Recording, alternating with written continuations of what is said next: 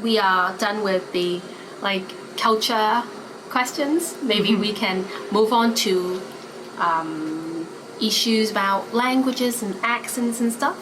Well, a few months ago when I invited you to this interview, I asked you about the Canadian accent, which I literally know nothing about. Well, how do you think it is different from the American accent? The American accent is quite similar. We're, of course, much more similar in terms of accent to the American accent rather than the British accent.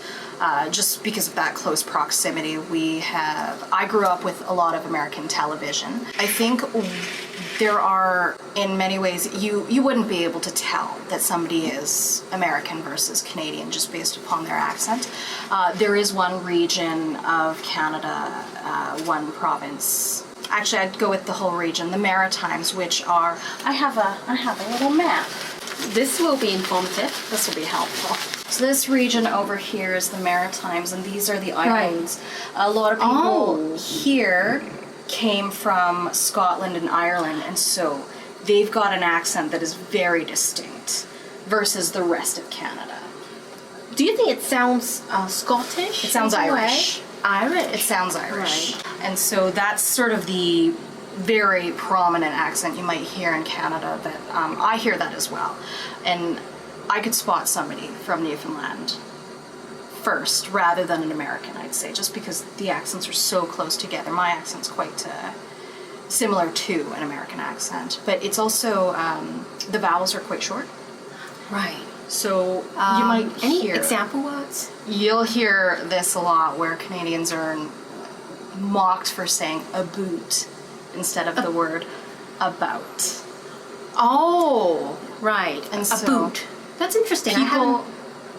People say they hear us, the way we say the word about is, they hear it as aboot. Right. And I'm not sure if that just comes from strictly exaggeration, or maybe if that's because we do have a very short ow sound. So whereas an American might say about, we say about. About. It's just very short. About. Well, I'm thinking about my own accent. About. I would say about. About it. That's about it. That's about it. Well, I would say my accent is a bit of a mix because sometimes I switch a bit when I talk with different people. Well, you talked about the short vowels, and do you think you can come up with something like an example sentence so as to illustrate the Scottish accent? Oh, I couldn't mimic that. I think Scottish, but people from Scotland would actually pronounce it more like oot and a boot. It's just, again, it's very short, and I'm not trained in terms of linguistics. However, just from my own personal experience, I do find that it is very, very short in Canada, whereas it's quite exaggerated. And I think the further south you go in the United States, the shorter the vowel becomes. Yes. Well, I know a little bit about Scottish accent. I wouldn't say I know about the Irish accent, but I watch all sorts of videos teaching people different British accents all the time, and they say that the northern accent is like, if you say I love my mom, that's the southern British accent, I love my mom. The northern people will say I love my mom, I love my mom. Yes. Something like that. Yeah, I can hear that, yeah. That's quite northern. That's northern UK, yeah. That's interesting.